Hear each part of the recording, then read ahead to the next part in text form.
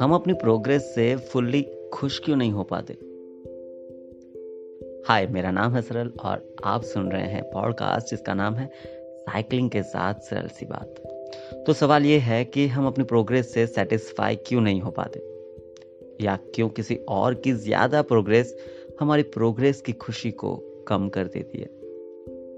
पिछले दिनों करीब 1 महीने के ब्रेक के बाद साइकिलिंग फिर से शुरू की।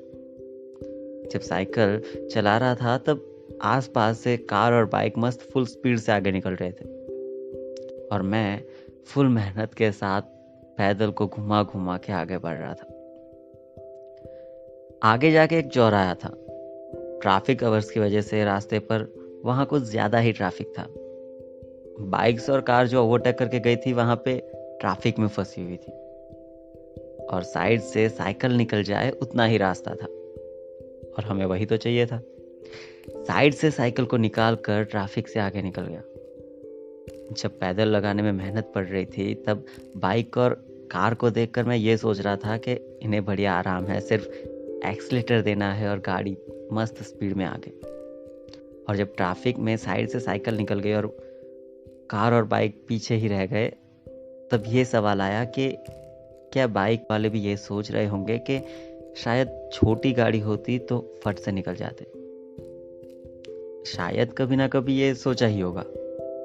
तब रियलाइज हुआ कि सेटिस्फैक्शन हमें तब तक नहीं मिलता जब तक हम हमारी प्रोग्रेस को दूसरों से कंपेयर करते रहते हैं। सोचो ना कि उस ट्रैफिक में सिर्फ कार ही होती, सब बारी बारी से आगे निकल रही होती, तब शायद वो सारे लोग इतना दुखी नहीं होते। और वैसे ही जब साइकिल चला रहा था तब मेरे आसपास भी सिर्फ साइकिल वाले लोग होते तो एक्सीलेटर के आराम के बारे में नहीं सोचता। तो बात यही है कि अगर अपने प्रोग्रेस से खुश रहना है तो कंपैरिजन बंद करनी पड़ेगी और अपनी ज़रूरतों पर कंसंट्रेट करना होगा।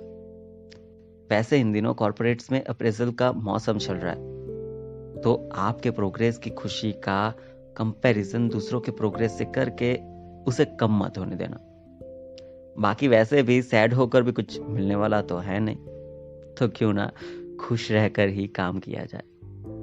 दिस वॉज मी सरल और आप सुन रहे थे सरल सी बात।